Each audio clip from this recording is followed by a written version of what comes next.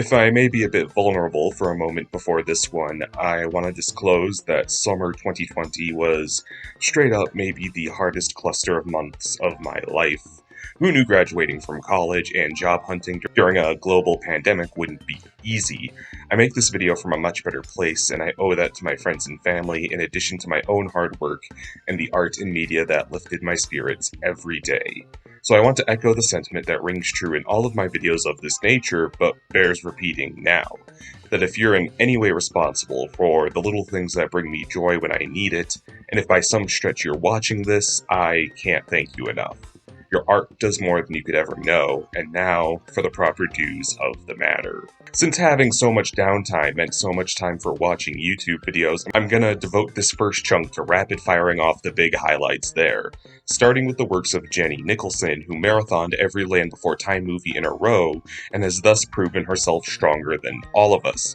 I attend for Jenny's well-spoken and thought-provoking critiques, and I stay for her myriad of themed outfits. I watched her video Spider Reviews, hoping I found a kindred spirit to trash the new Spider-Man movies, only to find she was actually reading aloud Amazon reviews of stuffed spiders, which was a pleasant surprise, and I feel that encapsulates the Jenny Nicholson experience. Quentin Reviews is a source of content I've always enjoyed the reviews of, but I've grown to, above all else, appreciate his peerless love of Garfield, and the fact that he's devoted a corner of his channel, including a cross-country voyage, to preserving and unearthing Garfield's roots as a character and cultural icon, which sounds like next-level shitposting, but is genuinely interesting. Reagan Catherine has been showing us how to keep having fun with cosplay in quarantine. One of my longtime favorite costumers has begun a practice of cosplay trade with her talented friends to explore new costumes while materials and arrangements are hard to achieve. Her enthusiasm for her craft makes her impossible not to find infectious, and her Tifa Lockhart cosplay may be the one true instance of best girlception I've ever observed in real life. Toonrific Tariq stands out among the cartoon review community with his unapologetic and honest looks at topics overlooked by his peers. When the review landscape feels like a reach for clickbait in YouTube circles, genuinely enthralling reviews of Alvin, Little Lulu, Baby Blues, and My Gym Partner's a Monkey are a refreshing treat. StoryCorps is based around the premise of interviewing people for their exceptional and culturally relevant stories and putting insanely charming animation to them, which acted as chicken soup for the soul for me during some of the darkest days of the lockdown. As an Italian American, Sundays at Rocco's feels like it takes permanent vacancy in my heart, but I'd equally recommend A Family Man, No More Questions, and My Aunties if you want to explore more of this content. There's a little something for everyone. Hats Off Entertainment explores the unmanned plateau of era comedy in his reviews, in which his reverence and passion for classics can be felt with every stroke of his work, just as much as his penchant for snuffing out lesser-known movies, which have introduced me to new favorites, such as Mouse Hunt and Fatso. After a 4-year hiatus and ostensible finale, Eddsworld made its grand return, with collaborator Matt Hargreaves at the helm, promising more work in honor of the YouTuber who made me realize animation on YouTube could be truly spectacular. On an adjacent topic, fellow Eddsworld contributor Tom Ridgewell has been carrying on his vlog work on Dark Squidge. While I've been a fan of Tom's sketches for a long time, it's when the facade of performance comes down and he gives these very honest, vulnerable reflections of his career that I'm endlessly engaged. Scrapped Week in particular, in which he owns up to mistakes and how they led to various videos of his stopping production, if not existence, is extremely interesting, feeling like an all-direction deconstruction of what goes into what can appear to be the most silly stuff you'll find on YouTube. Finally, I'm always listening to a ton of podcasts, but there were two big superstars this summer. One being What a Cartoon, in which the well-watched Henry Gilbert and Bob Mackey discuss cartoons of every ilk and era, never failing to serve some fascinating trivia and points of view, filling the hole left by the late Cartoon Lampoon in a manner I never thought anyone would. The other I really want to talk up is Connor Ratliff's Dead Eyes, in which our host interviews fellow actors and comedians, exploring an experience that hasn't stopped haunting him for 20 years. The day Tom Hanks fired him from the set of HBO's Band of Brothers, reportedly because he had dead eyes. Connor explores the insecurity and fixation on perfection that comes packaged with show business, the effect it can have on even the most confident of us, and continually peels back the layers on a single moment that probably only ever meant something to him, as he gets closer to the peers he would have had on the show he was furloughed from, and hears a multitude of perspectives on the worst day of his life, resulting in a series of conversations so vulnerable and interesting that I think everyone should hear them. Stargirl may not have been in the top 100 DC characters I ever wanted to see a whole TV show devoted to, but it pulls itself off pretty well. The focus on Golden Age characters allows for a feel that's sort of retro in tandem with villains who don't get as much spotlight, including a great rendition of Tigress and Sportsmaster. The cast is phenomenal. Breck Basinger has an astonishing career ahead of her, if her performance here is any indicator, and Luke Wilson is an organic father figure as well as hero as Stripe.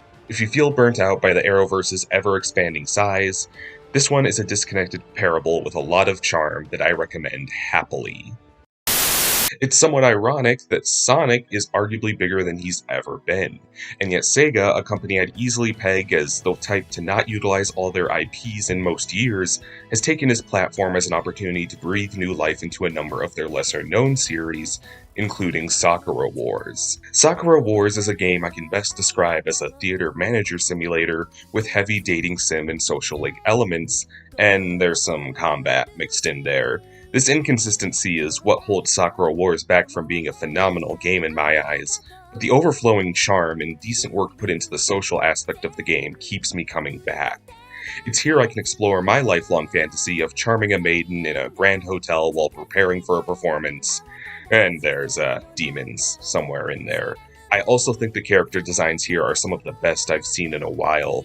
I really think this ensemble could be among Sega's best if they let the franchise have the life it absolutely could.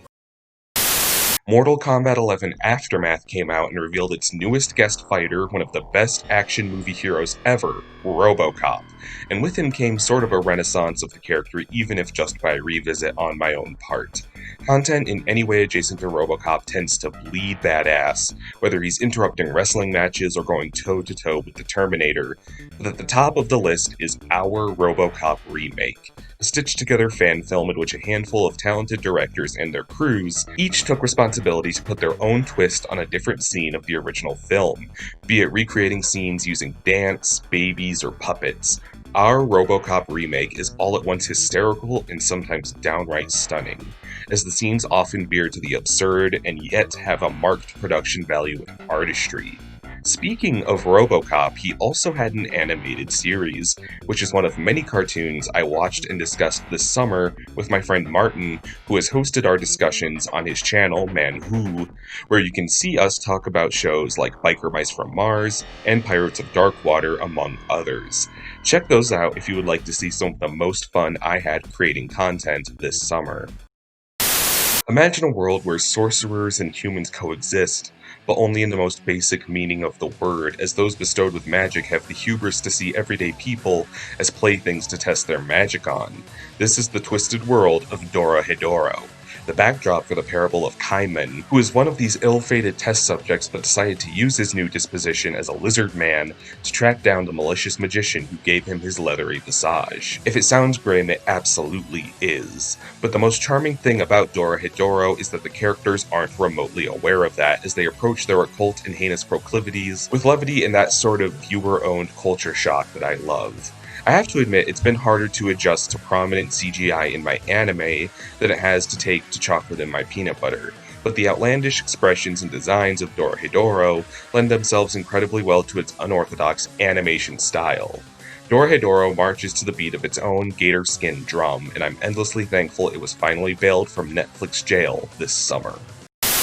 If you ever revisited Power Rangers as an adult and realized it's not quite the saga of war and passion in the stars that you remember it being when you were 6, you may want to check out the line of comics by Boom Studios, especially Shattered Grid and Beyond the Grid. The stories on the events and fallout caused by the uprising of a more sinister Tommy Oliver who never broke free from his identity of the evil Green Ranger. Alongside a corrupted Kimberly who has become the Ranger Slayer, you start to conquest catching every Ranger across every continuity in the struggle, meaning whichever Rangers you grew up with over its decades of history, be it Jason, Andrus, or Doggy Kruger, there's at least something small for you. The art is also totally stunning, with the neon world of Power Rangers allowing for colors mixed with interstellar imagery and incredible armor designs that Power Rangers had from its very roots. All of these parts together unite to form a mighty megazord of quality comics. With Bayonetta and Devil May Cry standing as some of my favorite action games ever, I was incredibly eager to give a whirl to the remaster of Kamiya's Sentai sporting brainchild, The Wonderful 101, in which you play as 100 tiny superheroes uniting to shape fists, swords, and my personal favorite, time-stopping bombs. The apparent unorthodox nature of Wonderful 101 has made it frustrating for me at times, but I'd much rather a game throw curveballs through sheer distinction than blend into the crowd. If you're like me, the puzzles and shifting mechanics will confound you at times, but in due time the rewarding style of fighting will come as naturally as a crack of Wonder Pink's whip. With satisfying combat, a sharp sense of humor, and memorable character designs in spades, I can see why this was such a darling in the sleepier days of the Wii U. At the peak of first world problems, it does bum me out a bit thinking about how many summer blockbusters we missed out on this year, and how long we may have to wait to finally see them. A silver lining, however, comes in time and opportunity to catch up on smaller films that already fell under the 2020 cinema radar, such as Buffaloed, the story of a plucky young lady from New York who sets out to redefine the practice of loan extortion. This made Zoe Deutsch into an instant favorite for me, portrays the character of Peg with both slightly unhinged mania, humanity, and calculating intelligence that makes her story so compelling. There's truly an offbeat humor to this one that makes it impossible to forget, but not to a point that the gravity of the story is lost, and the notion of a college-aged woman going toe-to-toe with loan sharks twice her height in their own game is played to just the right degree of lunacy. It makes me a little sad that this one didn't get a huge release, and will probably be lost to the seas of time, so do support it if you have the time and inclination. It's one of my favorites this year. I almost feel as though it'd be a disservice to try and describe Extra Olympia Kai Plus, a mixed media anime with the energy of one of those YouTube reanimation collab projects, mixed with a trippy Adult Swim bumper. One of my favorite factors in any art is the passion for any given subject you can glean from it, and I feel like there is very specific interest in the history of the Olympics on part of mangaka Mari Yamazaki that led to the brilliant premise revolving around the culture shock felt by a Greek athlete from the cutthroat days of the very first Olympics, witnessing the more lighthearted Japanese Olympics of the 60s. I think it's sort of amazing that this show even exists, especially when we live in an age where deviation from a source is considered heresy, and cooking by the book is something to be praised by many. Extra Olympia Kai Close just goes hog wild with everything you can throw at a piece of media, turning the story told by the manga into a fever dream that was hard to want to wake up from. One time I played ARMS at one of those Switch demo kiosks, and I felt a bit like, yeah, I don't know I'll get anything from purchasing this that I didn't get from that demo, which is a shame, because I actually really love the world and characters of ARMS. I find myself revisiting it just for the atmosphere a good deal, which is why I was excited Smash would be getting a character to represent it to kick off the second wave of DLC fighters, paving the way for Min Min in an exceedingly charming trailer that had me craving noodles for weeks after the fact. Min Min is rather fun to play, too. Probably my favorite DLC newcomer since Banjo and Kazooie arrived last fall. She's significantly stripped down compared to other fighters, but in a way that necessitates some engaging strategy and timing, and frankly I'd much rather have a fighter who's simple, but in a way that represents the subject IP faithfully, than a character who can just do anything under the sun and comes off as obnoxious. Now that that's all done, I'm just saying it would make a lot of sense if the next fighter came out in October to coincide with the release of— Wait, come back, don't close the video! Genndy Tartakovsky's Popeye film may see the light of day after a long and sordid history, and that's great news if the demo reel presented years ago by Genndy is any indicator. In my excitement, I brushed up on classic Popeye, which brought me back around to probably the best classic cartoon ever, Popeye Meets Sinbad, a short I can only describe as stunningly well crafted, from the impeccable detail in even the most minor characters to the breathtaking, hand-sculpted backgrounds. The amount of effort poured into this 15-minute short puts most feature-length films to shame. Equally so, if you're like me and a big fan of Cuphead's meteoric rise to fame, this is still worth checking out just for the influence it had on that game among other cartoons. You can find at least a few Easter eggs that made it clear Studio MDHR was paying tribute to the king. At the very least, keep me in mind for the Wimpy spin-off I want to pitch to Netflix. It's what he deserves. Jon Stewart was long one of my favorite TV personalities, which is why I was excited to check out his directorial debut, Irresistible, a political comedy about the attempted comeback of Hillary Clinton's fictional political advisor after his credibility was ruined by Donald Trump's victory. I see a lot of rolling eyes surrounding this project, mostly for the premise not breaking new ground, but giving it a chance, I was really engaged by the character work. Steve Carell puts his more pig-headed qualities forward, but doesn't resemble his past roles, coming off as a bit conniving even if somewhat easy to sympathize with. Though the real superstar here is the incomparable Rose Byrne as his Republican opposition, who manages to come off as this almost alien lunatic with all the wicked strategy to appear otherwise when a camera is on her. And it's through this character, among other elements, that Stewart's more madcap qualities really shine through in this seemingly grounded political comedy.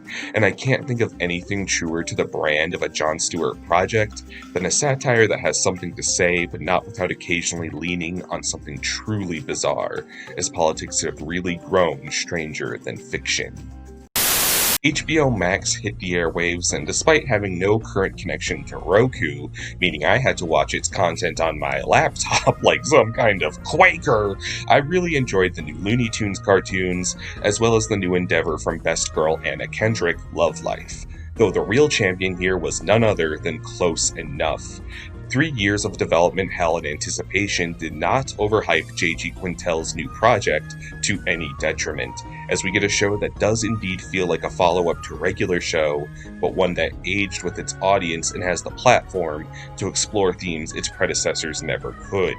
Jason Mantzoukas gives possibly one of my favorite performances of his yet, as one of my favorite characters this year, the Viking-fixated clown-hustling Alex. And from malicious learning programs to the pressures of aging, no stone is left unturned in this exploration of new millennial lifestyle transition. I am loving this new renaissance of side-scrolling beat-em-up games, between River City Girls becoming one of my all-time favorites and the upcoming new Battletoads. I feel like I'm moving gradually to the right while delivering massive punches more than ever, and no small contribution came in way of Streets of Rage 4. Streets of Rage 4 appears fairly typical at first, but the more you play around, the more nuances make themselves apparent. A stroke of genius occurred when it was decided that super moves would be intrinsically tied to the character's life bar, as opposed to a super energy bar, creating situations that can make the most experienced of arcade quarter crunchers sweat, as you risk chunks of life to clear crowds of bad guys and desperately hustle to earn it back. For that matter, as much as I like the universal accessibility of the cast provided by a lot of beat-em-ups, Streets of Rage 4 gives us the opposite extreme by making all of the playable characters drastically different. On one hand, this makes some characters unsuitable to my playstyle to the point that I neglect to even touch anyone besides Adam and Cherry. But I can't not respect the work that went into making each character feel like they beget a totally different experience. Couple that with some exciting atmosphere and excellent boss characters, and you have an exceptional addition to this gaming generation's side-scroller party. Thank you for watching this video. Like I said, all these topics surrounded kind of a weird time for me and for many other people, I'm sure. But we're getting closer to the light with each passing day, and I appreciate each and every one of you sticking with me. I hope my content can bring you even a modicum of the joy I get from the works I discuss here, and that your fall is most excellent.